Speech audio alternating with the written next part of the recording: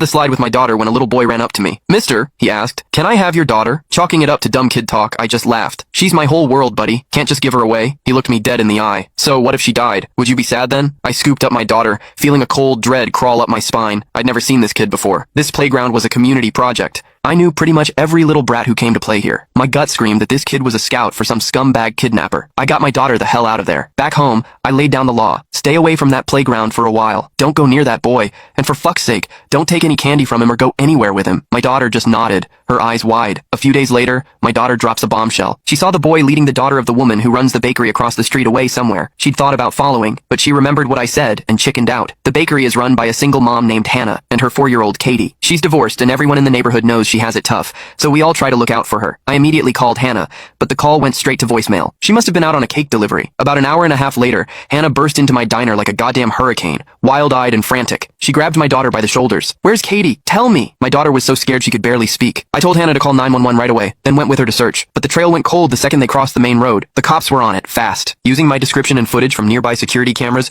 they found the boy that same night. His name was Leo. Leo swore up and down he hadn't taken Katie. His parents backed him up, lying through their teeth that their son had been home all day. The cops showed them the surveillance footage, blowing their bullshit story to pieces. That's when Leo, the little shit, finally mumbled, "I'm not 12 yet, so I don't have to go to jail, right?" Leo led us to a derelict construction site nearby and pointed to a small, freshly dug pit in the ground. "She's in there." The cops dug away the loose dirt and found a styrofoam cooler, the kind you get from Amazon deliveries. They pried the lid open. Katie was crammed inside, curled into a ball. Her eyes were wide open, her mouth slightly agape, her face a mask of pure terror. Hannah just fucking broke. She lunged at Leo, trying to tear him apart, but the cops managed to hold her back. The police had Leo recount the whole thing. His clarity, his step-by-step logic, sent a fucking icicle through my heart. Leo said he found the pit at the construction site and got the idea to bury something alive in it. First, he tried a stray cat, but it scratched its way out immediately. A failure. So, Leo switched his target to a kid. But the hole was too small, so the little psychopath tied 2 shoelaces together to measure the pit's dimensions. Whenever he found a potential target, he'd measure them with the shoelace first before trying to snatch them. He also said he only picked little girls. They were easier to control, and he added, "Their bodies are softer, easier to fold." "Did you kill her first, then put her in?" one of the cops asked, his voice tight. Leo shook his head. "I had her lie down in it herself." He'd set up a sick game. First, he had Katie lie down in a couple of big cardboard boxes and gave her chocolates,